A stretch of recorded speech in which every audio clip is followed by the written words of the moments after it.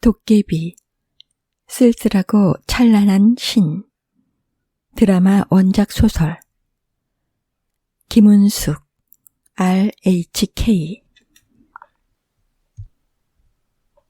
낭만적 저주. 음울한 마른 하늘이 불길하기 짝이 없었다. 전장이란 곳은 운이 따르는 곳이 아니었다. 사람들이 신음하고 피 흘리는 곳이었다. 웃는 것은 최후의 일인으로 그마저도 피 흘리며 웃게 되는 곳이 전장이었다. 몇 명의 사람을 죽였더라. 이 전장에서도 최후의 승자가 될 자, 전쟁의 신. 사람들은 그를 신이라 불렀다. 고려 최고의 무신, 김신은 가만히 세어보았다. 손은 무의식적으로 움직여 적의 목을 단칼에 베어냈다. 이미 누군가의 피로 덮인 칼날에 또 다른 적의 피가 덧 입혀진다. 둘러본 주변에서는 적군이고 아군이고 모두 죽어나가고 있었다. 무고한 백성들은 찢겨져 나가며 울고 있었다. 말 못하는 짐승들, 다리 잘린 말이 까무러치며 내는 소리는 또 얼마나 처참한가. 저편의 시체와 사체의 무덤 위에는 까마귀 떼가 날아들었다. 파먹히고 있었다. 나의 육신과 정신도 파먹히고 있는 것은 아닌가. 그에게 그런 후회가 날아들 때도 있었다. 그러나 이 모든 것이 어디 자신을 위해서였던가. 나의 나라 고려를 위해서였다. 또 그 나라의 신, 주군을 위해서였다. 김씨는 소리치며 적을 향해 다시 한번 달려나갔다. 고민할 것 없었다. 그저 베어내고 또 베어내면 그만인 일이었다. 그는 피로 만들어진 신이니까. 마른 하늘 위로 번개가 내리쳤다. 번개의 섬강 아래 거란의 깃발은 불타고 고려의 깃발이 펄럭이고 있었다. 김신 장군이다. 김신 장군 만세. 수만의 대군이 다시 주군의 땅, 왕의 땅으로 돌아오고 있었다. 전투를 치른 말들의 발굽소리가 지쳐 있었다. 그러나 한편으로는 홀가분한 듯 경쾌하였다. 돌아오지 못한 자들도 있었으나 이렇게 김씨는 돌아왔다. 그러니 백성들은 기쁘게 김신의 이름을 외쳤다. 자신들을 지켜준 이는 긴 머리를 늘어뜨리고 허리를 곧게 세운 채 말을 모는 김신 장군이었다. 도성으로 들어가는 문 앞에는 성문을 지키는 수비병들이 서 있었다. 성한 곳 없는 김신의 부하들이 말에서 내려 우렁차게 외쳤다. 적국과 싸워 승리하고 돌아온 그들은 성문이 그들을 향해 활짝 열릴 것이라 의심치 않았다. 문을 열어라. 개선장군 김신 장군이시다. 김씨는 군장을 풀고 어명을 받들라. 고작 정칠품 별장놈이 성문을 막아선 채 상장군 앞에서 하는 태도가 기가 막혔다. 김신의 옆을 지키고 있던 장수 하나가 배에 힘을 가득 주어 어명을 받들라 하는 별장을 큰 소리로 꾸짖었다. 이놈, 누구 앞인 줄 알고 그리 행동하는 것이냐. 칼을 꺼내 위협하려는 그를 김신이 부러지지 않은 오른팔을 들어 막았다. 김신은 도성 앞에 선 병사들의 이전과는 다른 공기를 읽는 중이었다. 대역죄인 김신은 검을 물리라. 무릎을 꿇고 어명을 받들라. 대역죄인. 이자가 대역죄인이라 하였다. 고단함으로 가라앉아 있던 김신의 눈동자에 동요가 일기 시작했다. 이놈 제대로 실성하였구나.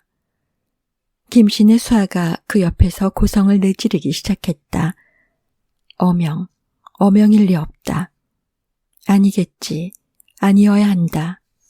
그 어명에 따라 싸우고 돌아온 터였다. 김신이 몸을 움직이자 성벽 위의 궁수들이 일제히 시위를 당겨 그를 겨눴다. 대역죄인 김씨는 그럴 리 없다. 자신을 향한 화살이 어명일 리가 없다. 정녕 주군의 선택이 이것이란 말인가. 폐하를 뵙겠다. 길을 터라. 한 발 김신이 걸음을 뗐다. 그러나 성벽 위의 군도 성문 앞의 군도 물러서지 않았다.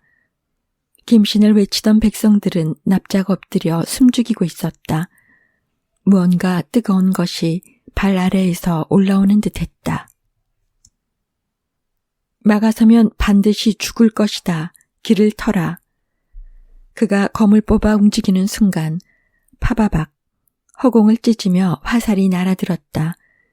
김신의 뒤로 서 있던 병사들이 억하는 단발의 비명과 함께 속수무책으로 쓰러졌다. 병사들 사이사이로 날아간 화살들이 바닥 위로 꽂혔다. 여기저기 피가 흘러내리고 눈을 쉬 감지 못하는 이들이 피를 토해내었다. 사흘 밤낮을 가리지 않았던 긴 싸움, 야만스러운 적도 그들을 죽이지 못했다. 그런데 이렇게 허무하게 칼 한 번 손에 쥐지 못하고 죽음은 찾아왔다. 검을 쥔 손이 떨렸다. 뒤로 남은 병사들은 살려야만 했다. 성문이 천천히 열리는 것을 바라보며 김씨는 혈혈단신으로 성문으로 향했다. 걷는 걸음마다 분노가 깊숙이 새겨졌다. 정전 앞에서 그는 걸음을 멈췄다. 정전으로 들어서는 문 앞에 왕비가 그를 막아서 있었다. 곱디고 온 주근의 비는 김신의 하나뿐인 누이였다. 왕비의 작은 손이 치맛자락을 꽉 움켜쥐고 있었다. 그렁그렁한 눈. 김씨는 가던 걸음을 멈춘 채 그 눈 너머 광경을 찬찬히 바라보았다. 그의 혈육들이며 노비들까지 포승줄에 몸이 묶인 채 죄인의 옷을 입고 무릎 꿇려 있었다. 초췌한 몰골들이 고문을 받았음을 짐작해 했다. 분노에 찬 화살들이 자신을 향해 날아와 박혔음에도 몰랐던 것을 이제야 깨달았다. 왕은 김신을 버렸다. 정전 위에 저 높은 의자, 그 의자에 앉은 어린 왕, 나의 주군은. 백성 위의 왕, 왕 위의 신, 그 신은 김신을 일컫는다 합니다. 간신의 뱀과 같은 혀가 왕에게 속삭이고 있었고 김신을 내려다보는 왕의 눈도 타오르고 있었다. 감정들이 뒤엉킨 눈이었다. 그는 가장 충실한 신하였으나 왕의 자리를 가장 위협한 자였다. 김신의 뜨거운 눈, 왕에게 언제나 가장 믿음직하였고 세상 사람들에게도 가장 믿음직하였을 눈을 왕은 끈질기게 노려보았다. 저자의 끝없는 승전보가 백성을 현혹하고 저자의 건세가 거듭 왕실을 조롱하니 국법으로 다스리시옵소서. 김씨는 고개를 천천히 저었다.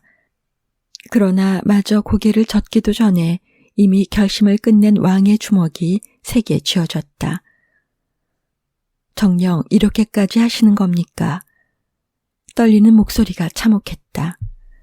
그 어떤 전쟁에서 들어온 무수한 울음보다도 김씨는 저 자신의 목소리가 가장 참혹하게 느껴졌다. 그러니 더는 오지 마라. 그게 무엇이든 멈추거라. 그 자리에 멈춰 역적으로 죽어라. 너를 제외한 모두가 살 것이다. 어린 왕의 시선이 잠시 흔들렸다. 저와 마찬가지로 어린 비, 아름다운 비에 시선이 스쳤다. 왕의 비는 등을 돌린 채 오라비인 김신을 향해 있었다. 허나 단 한 걸음이라도 더 다가온다면 내 놈의 걸음 하나, 시선 한 번에 모두를 죽여 내 놈 발치에 깔아줄 것이다. 왕의 친위대가 모두 공격 태세를 갖췄다. 못 박힌 듯 붙어있던 김신이 누이를 향해 몸을 돌렸다. 아이라고만 생각했던 누이는 언제 이렇게 자라서 제 앞에 서 있을까. 자신이 전장을 떠도는 동안 누이가 보내오던 서신들을 곱씹었다. 그는 누이를 지키고 싶었다. 가세요, 장군. 저는 괜찮습니다. 마마. 핏발선 눈에서 눈물이 떨구어졌다.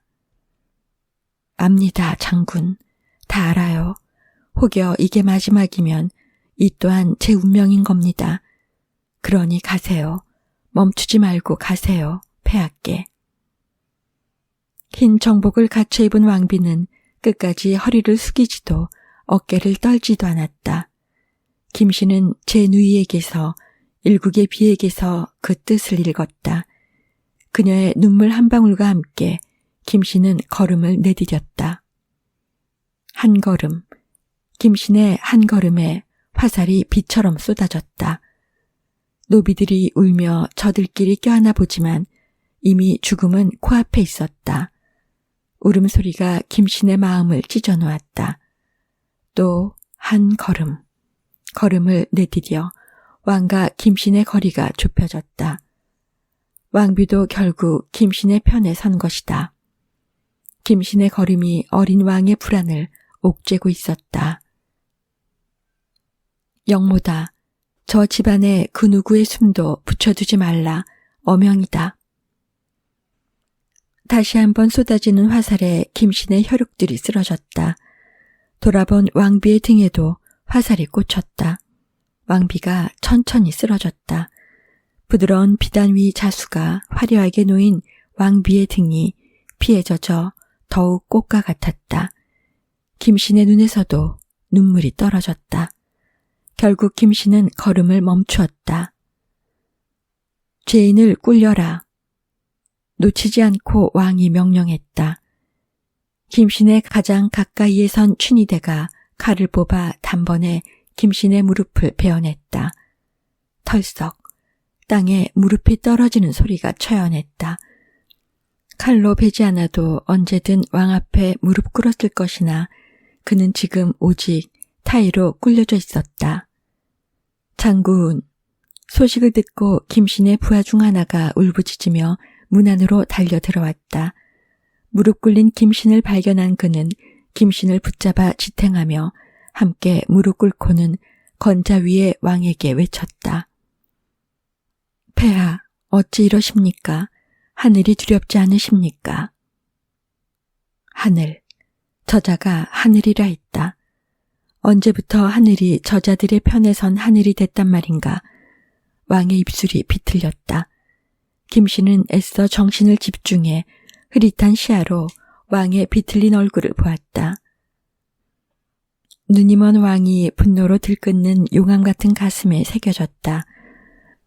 무릎을 꿇고도 눈을 내리깔지 않는 김신과 눈이 마주치자 왕은 더 참을 수가 없어졌다. 죄인의 눈빛이 형령하니 어심이 어지럽다. 반드시 참아라. 무릎을 베어낸 자가 다시 한번 칼을 빼어들었다. 허나 이번엔 칼날 부딪히는 소리가 났다. 병사의 칼을 쉬이 막아낸 김신이 나직이 읊조렸다. 그대의 일이 아니다. 시대의 무신이다. 어느 적도 그의 목을 벨 수 없었다. 얼마 전까지 이 병사에게도 김신은 신이었다. 병사는 손을 떨며 칼을 걷었다. 마지막은 자네에게 부탁하고 싶은데. 분노와 슬픔으로 가늘게 떨리는 김신의 낮은 목소리가 자신의 부하를 향했다. 누구도 한 몸처럼 지녔던 검을 부하에게 넘기는 그 참담한 마음을 헤아릴 길이 없었다. 성문 밖 백성들의 숨죽인 곡소리가 웅웅대며 들려왔다. 우리를 살린 장군님을 살려달라. 천지신명, 옥황상제, 그 어떤 산신이라도 좋으니 살려달라요 하는 그들의 소리는 멀리서부터 끊이지 않고 들렸다. 명을 받드는 부하의 눈에서 눈물이 흘러내렸다. 그도 김신과 전장을 구르며 함께했던 이 나라의 영웅이었으니 끝도 함께였다. 신과 같았던 이에게 검을 박아 넣었다. 그와 동시에 왕이 보낸 병사의 칼이 부하의 등을 그었다. 김신의 가슴에 박힌 검이 크게 진동하며 사납게 울렸다. 울컥. 김신이 입 밖으로 피를 토해내며 앉은 채 쓰러졌다. 부하의 얼굴이 보이지 않았다. 그도 이렇게 죽어가겠지. 가물가물해져가는 의식을 붙잡아 멀리 쓰러진 왕비를 찾았다. 왕비는 쓰러진 채 자신의 끝을 보고 있었다. 또 그의 주군이 되었던 왕을 보고 있었다. 생의 끝이 왕비에게 먼저 도달하였다. 바닥에 쓰러진 김신을 붙잡듯 희미하게 움직이던 손가락이 툭 땅 위에 떨어졌다. 피에 젖은 채 옥반지가 땅 위를 굴렀다. 내 어린 누이가 갔구나. 김신의 눈도 끝끝내 감겨갔다. 마지막 장면은 돌아서는 왕의 모습이었다. 자신이 아끼던 신하와 자신이 사랑하였던 여인의 죽음을 마지막까지 보지도 않는 잔인한 왕.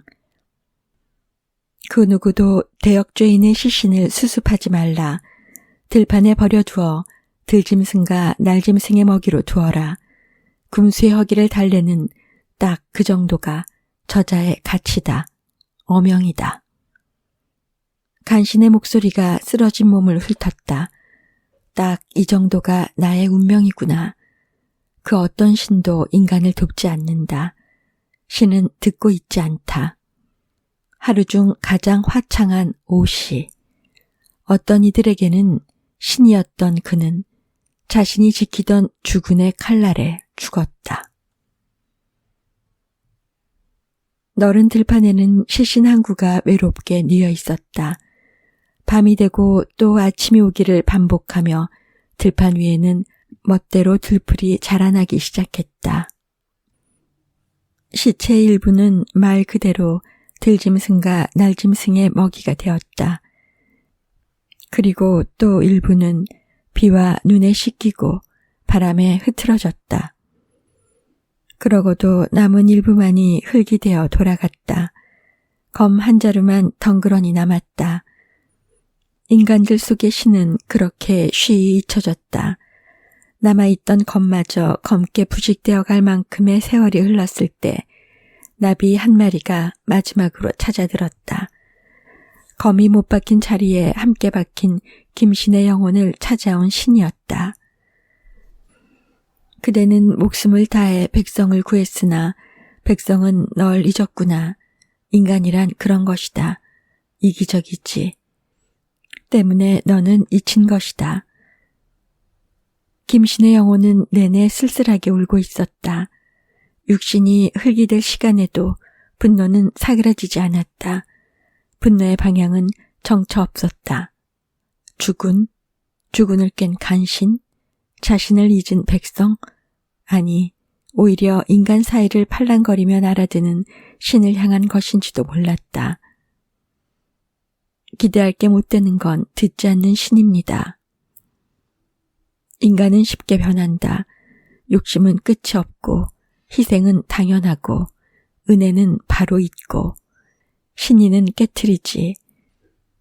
그런 자들의 염원 따위 들을 가치가 없다. 신의 목소리를 들으며 김신은 신께 빌던 백성들의 목소리를 떠올렸다. 고작 이런 생각이나 품고 있던 신에게 그들은 모든 것을 내걸었던 것이다. 저도 백성도 그저 신에게 조롱당했을 뿐 저는 잊히지 않았습니다. 김신은 차라리 신보다 저를 신처럼 여기던 인간을 믿기로 하였다.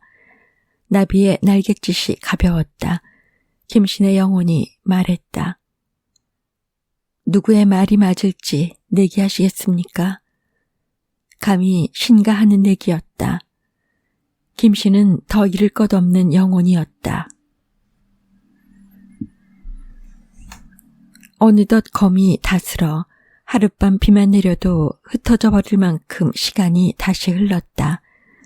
30년이 흘렀으나 여전히 김신을 보러 오는 자는 없었다. 나비는 이끼 낀 검 손잡이를 빙빙 돌며 그의 승리를 예언하였다. 김신의 종이 그 자리에 나타난 것은 그 하룻밤 비가 내리기 직전의 날이었다. 어두운 밤이었다. 늙고 병들어 이제 죽을 날만을 받아놓은 시종이 제 손자를 데리고 들판을 찾았다. 시신을 수습하지 못하도록 세워둔 군사도 이제는 없는 곳. 이곳을 찾아 시종은 몇 날 며칠을 헤맸다. 다 흩어진 김신의 시신 앞에, 아니 시신은 사라지고 검만 남은 그 자리에서 그의 종이 구슬프게 울었다.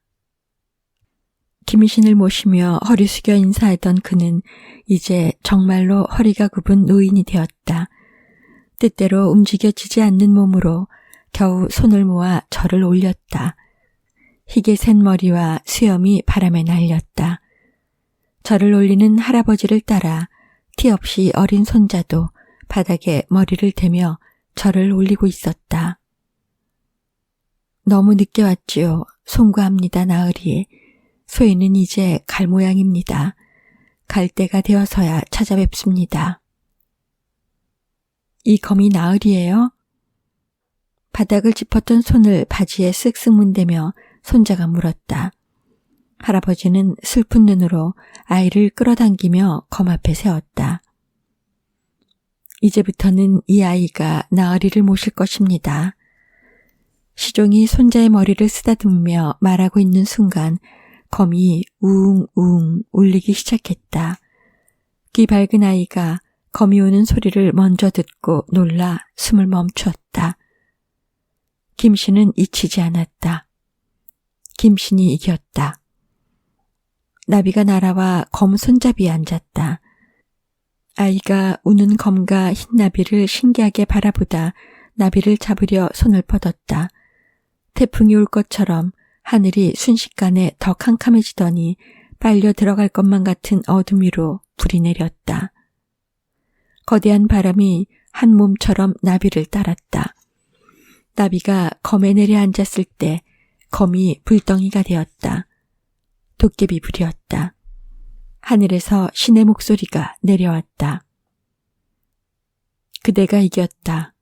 그러나 너의 검에는 수천의 피가 묻었다. 너에겐 적이 있었으나 그 또한 신의 피조물.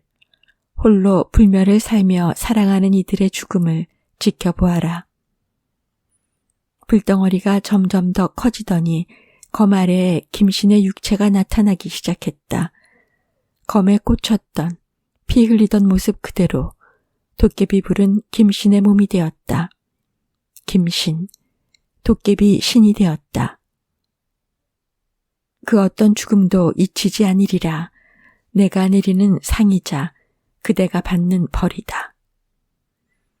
육체를 잃은 김신의 입에서 숨이 터져나왔다. 검이 가슴에 꽂히던 순간의 고통이 생생하게 되살아났다. 푸른 불이 넘실거리며 그의 몸을 감싸고 있었다. 그는 푸른 불 속에서 타오르고 있었다. 오직 도깨비 신부만이 그 검을 뽑을 것이다. 검을 뽑으면 무로 돌아가 평안하리라. 신의 목소리가 생생했다. 김신이 천천히 눈을 깜빡였다. 노인이 된 시종과 놀란 아이가 보였다. 나으리. 시종이 놀라 김신을 크게 불렀다. 김신은 천천히 일어섰다. 상장군 김신이었다. 구독과 좋아요 부탁드립니다.